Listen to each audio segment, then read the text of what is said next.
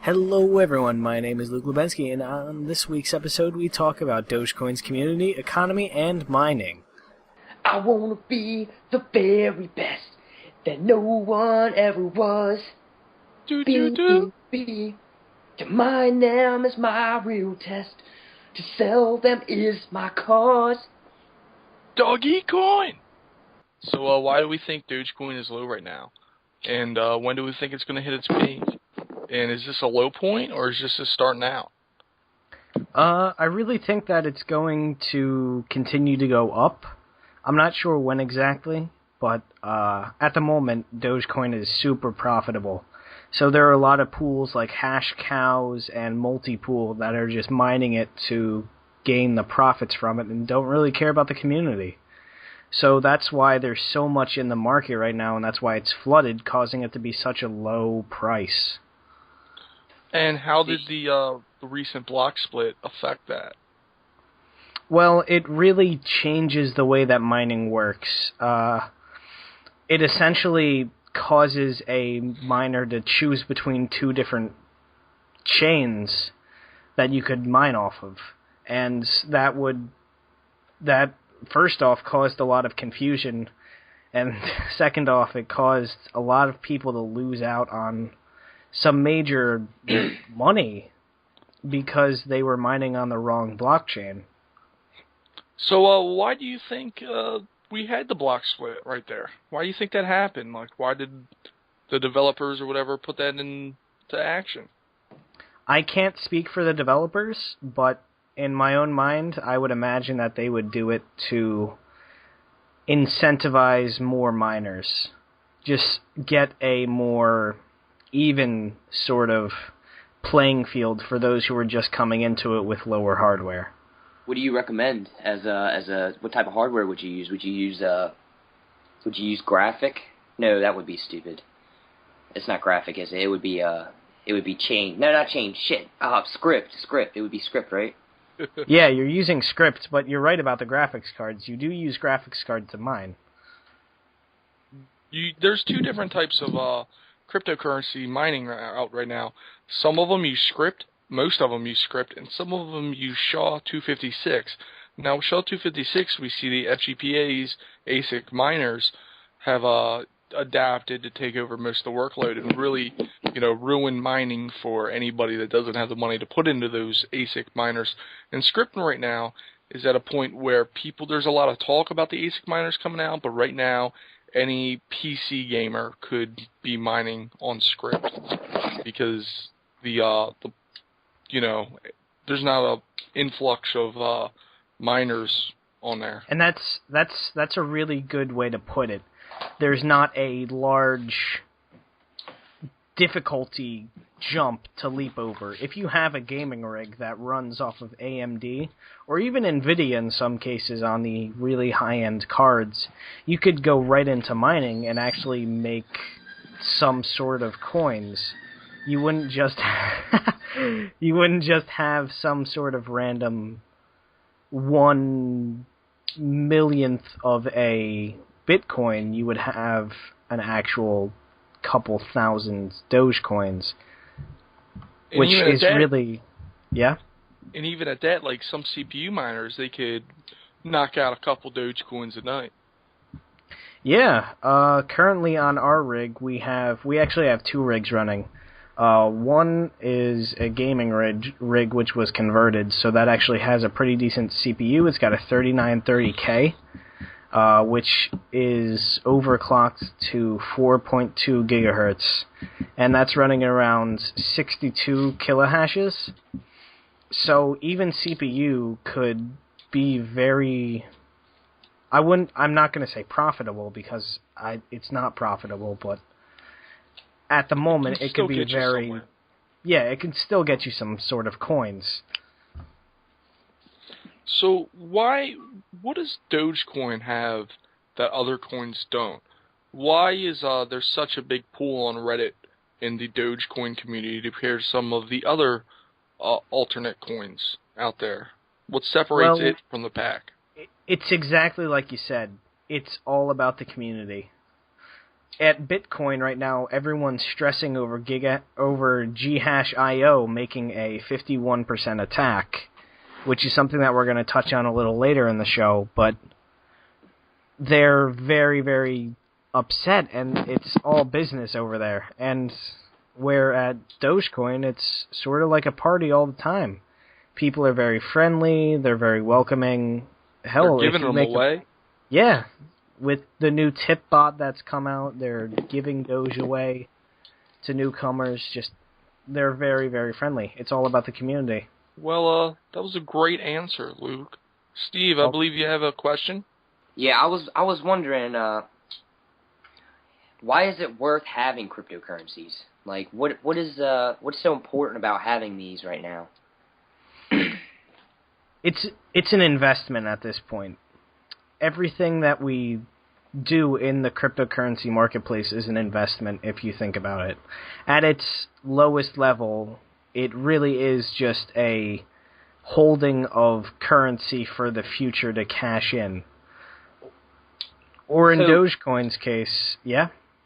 So then what you're saying is like, so people that mine these Dogecoins, they're out to make profit, but there's actual people out there that buy them and invest in them so that later on they can cash out. Kind of like a stock. Correct. Exactly like a stock. They buy low and then they sell at high prices. So like the dollar, the US dollar, it has that gold standard it's based on. What is cryptocurrencies based on? Does it have any real value, or is it just what people make it? It really is just what people make it. It's not as shiny or as tangible as gold, but it certainly packs as much of a punch in price.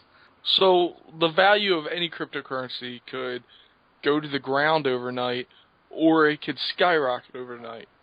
It's Correct. Really a market based on the users. Yeah, it's all supply and demand.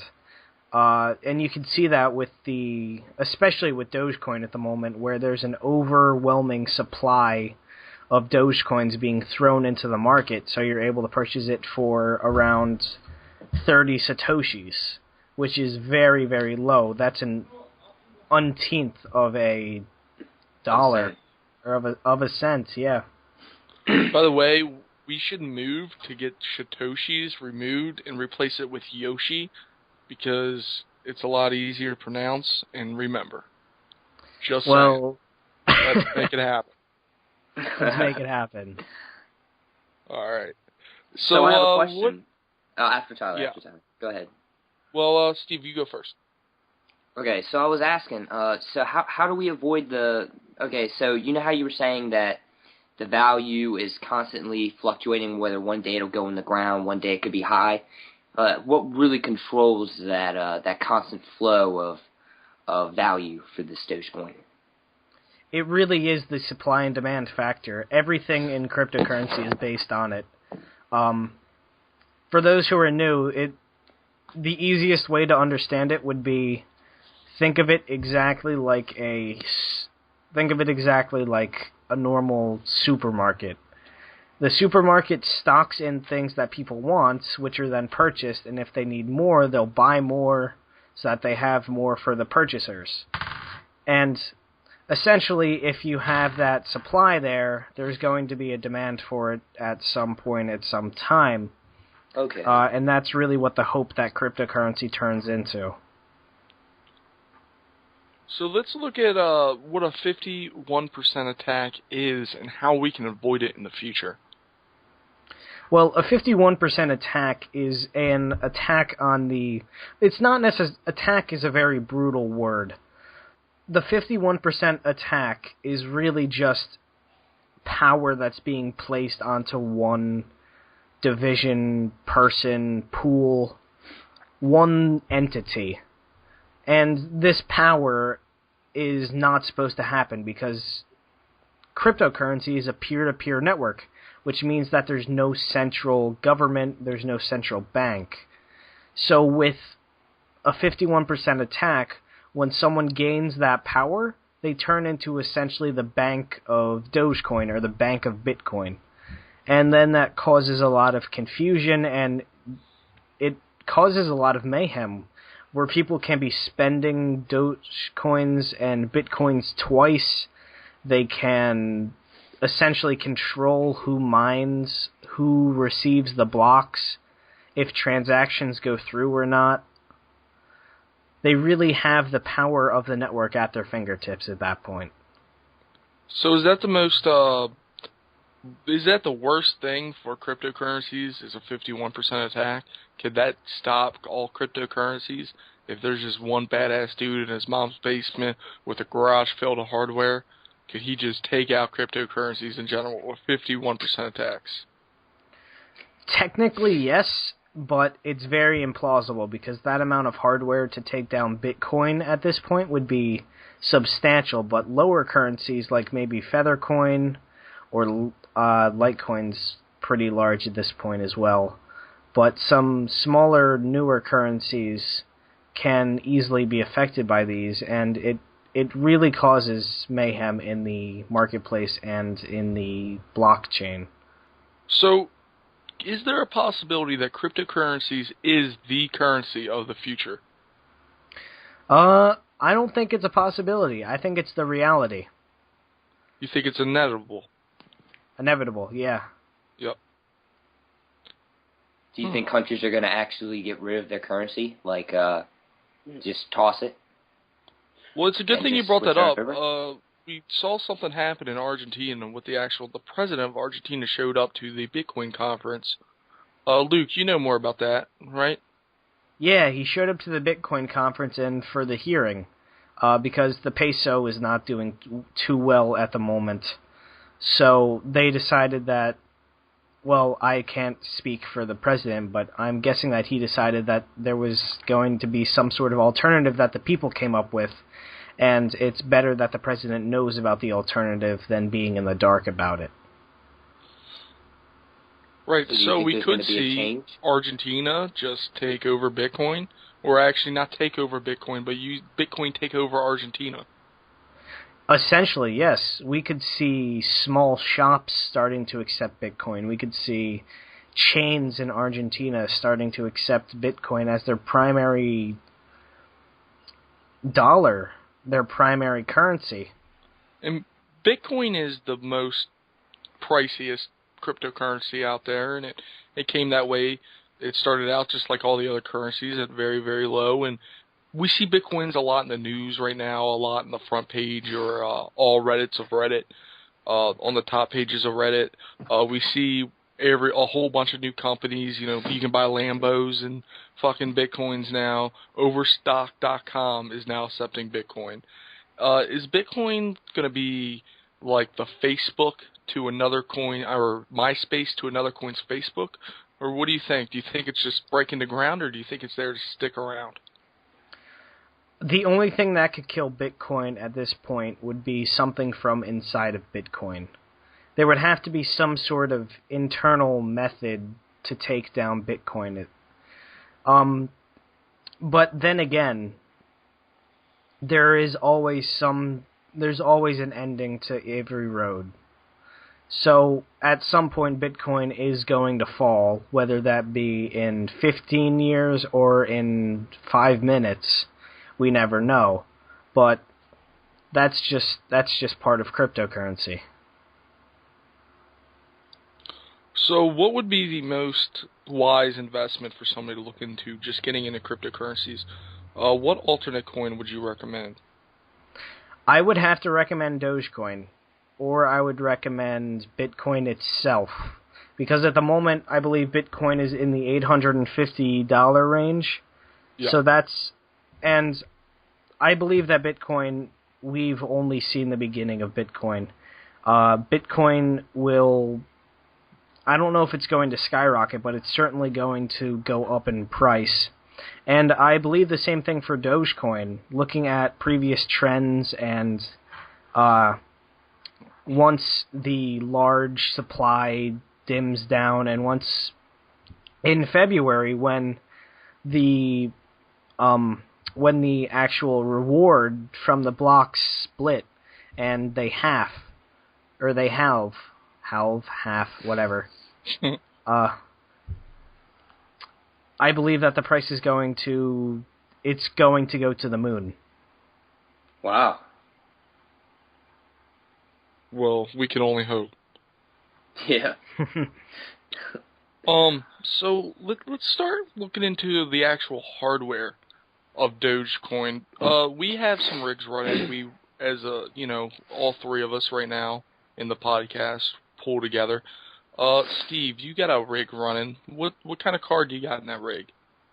Currently I have a Radeon 6950 or 6850. And what is that usually mining at? Usually, when Dogecoin first started, I was mining at 300 kilohashes a second, but since since the block split, it's been probably around 100, 150 kilohashes a second. 150 kilohashes a second. What about you, Luke? Your rigs, what are they running at? And what kind of hardware you got in there? Well, I have two, like I previously said. I have a gaming rig that was converted into a mining rig, which is currently running at around one mega hash. And that has a 7950 and a R9 280X in it. And then I have a second rig which is running at around 720 kilohashes, which is it's actually three cards. It's a 7850, a 70 or an R9 270X, and a 7770. Wow, that's some serious power you're running at right now. Yeah, I had to get two dedicated 20 amp circuits to run it safely. Let's look at Bitcoin for a second and just look at some of the big names that have invested in Bitcoin. Ashton Kutcher, we all know Ashton Kutcher. Fucking man, he invested. He was Steve Jobs in that one movie, and he played a smart motherfucker. So maybe he's onto something. He invested in Bitcoin. So did Roseanne Barr, Drew Carey. Who else do we got? The Winklevoss twins and Sean Parker. All invested lots of money into Bitcoin. Those are all very big names. And yeah. I believe that they are onto something when they invest and they put their money into the actual marketplace. They're not only helping themselves, but they're also helping the community. And when it gets to that point where we're all helping the community by putting money into Bitcoin and helping ourselves, that's when you know that Bitcoin or currency has really taken off. Yeah, and a lot of people, when I try explaining to them what it is, a couple people, actually just my grandparents and one asshole I know, they're like laughing at it, like it's stupid, you can't hold it in your hand, it's not based on anything that's in real life, and it's not worth anything, it's fake, it's a scam, blah blah blah. How can it be a scam when it's at $850 right now? Yeah, it's not on a gold standard, but the price of gold has gone down anyway, and this is really the currency of the future. I see it out to be. That's the beauty of it, though. The part that it's intangible. The part that it's different. That's what really makes it a cryptocurrency that we love. Yeah, I mean, we hear new stories every day about new people taking it on gas stations in Colorado. Like I said before, Lamborghinis. Won't be long before Colorado gets a recreational marijuana dispensary to accept Bitcoins. They even have Bitcoin ATMs out now.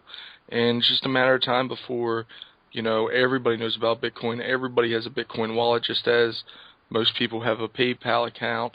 And then Dogecoin, hopefully, to the moon right after that. Because Bitcoin's just, people start learning about cryptocurrency when they hear Bitcoin in the news and whatnot, and then they can learn about alternate coins, such as Dogecoin, the one we love the most, and yeah, it's really good, and plus a lot of businesses are just like, wow, if we start accepting Bitcoins, the whole Bitcoin community might give us a little bit more action, and we could probably hit news or at least pretty big on Reddit and get a lot more noticed out there. So it's really good for companies to start accepting Bitcoins or other cryptocurrencies in general as well. Well, I think we're out of time. Thank you guys so much for being here and for co-hosting this with me. I really appreciate all that you've done. Do you guys have any parting words? Keep on mining. Keep Hey, mining. Mom. On mining. All right. Well, we'll see you all next week.